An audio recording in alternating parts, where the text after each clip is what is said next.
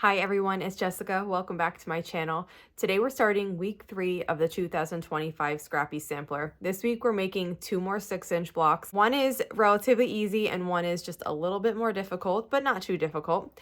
So let me walk you through it. Let's get started.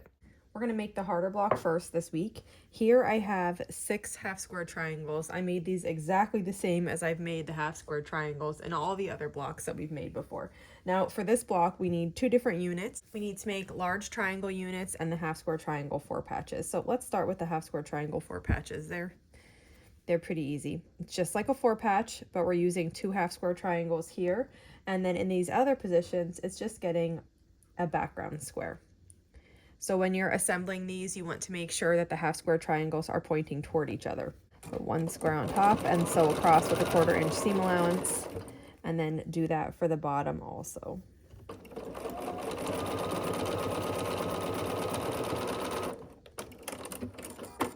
Okay, and when we cut the thread then, we open this, and again, make sure those half square triangles are pointing toward each other.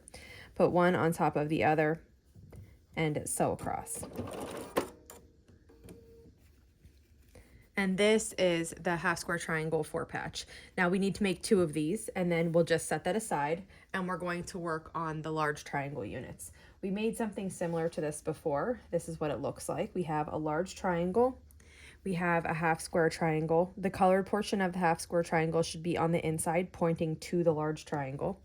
And then we have 2 background triangles that are just going to fill this in.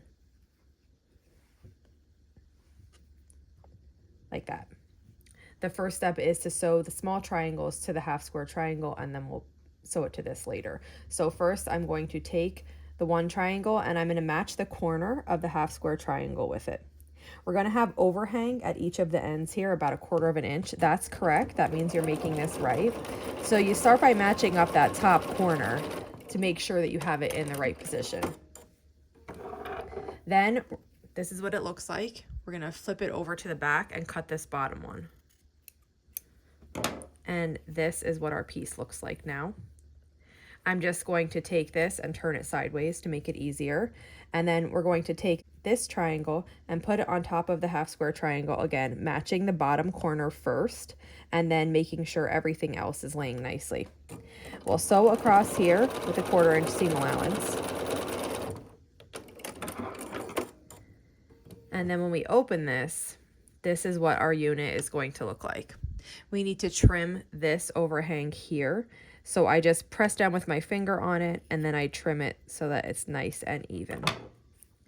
Now we need to sew these 2 together. I like to keep the not pieced one on the bottom and start by matching the corner. Then just work backwards and kind of make sure the rest is matching after the corner is. And then we sew along this edge with a 1/4 inch seam allowance.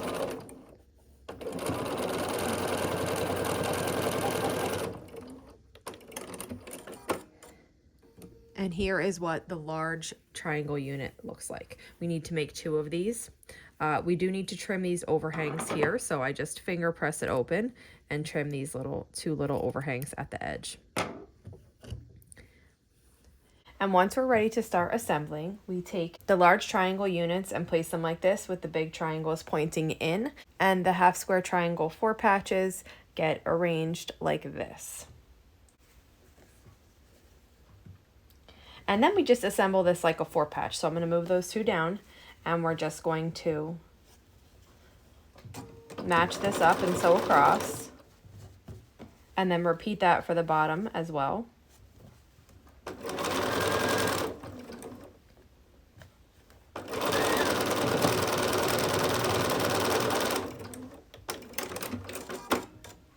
We have 1 seam left in this block. This is what it looks like so far. This is a good point to just stop and make sure you have everything placed correctly. So the background squares should be on a diagonal through the center of the block. The half square triangles should be positioned pointing to each other here. And then the large triangles should be pointing inside, and so should these small ones. And once you know you have everything placed correctly, you can just go ahead and sew that final seam.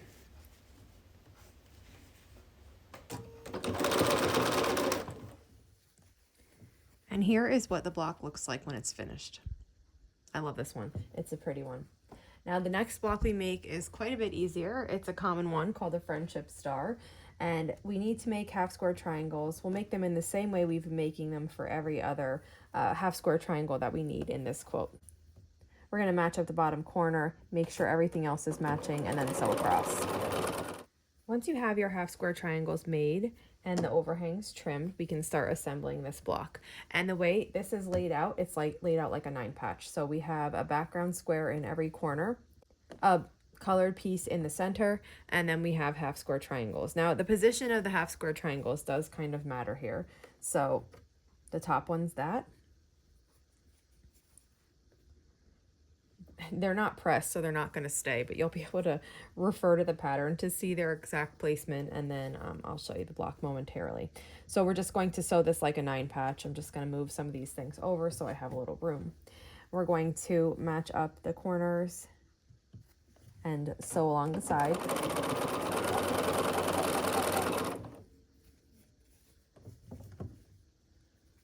And just repeat that, you know, all the way down. And once the first 2 columns are sewn together, we'll just add in the third.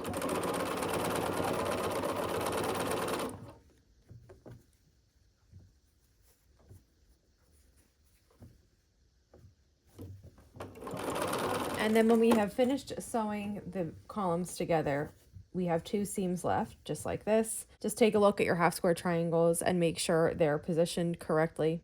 And then we can just sew these last 2 seams together.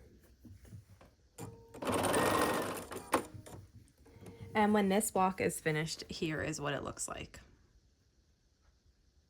So that wraps it up for today. We've finished our blocks. Here is the first one, and here is the second. If you have any questions on these blocks, just let me know, and if not, I'll see you back here soon. Thanks for following along.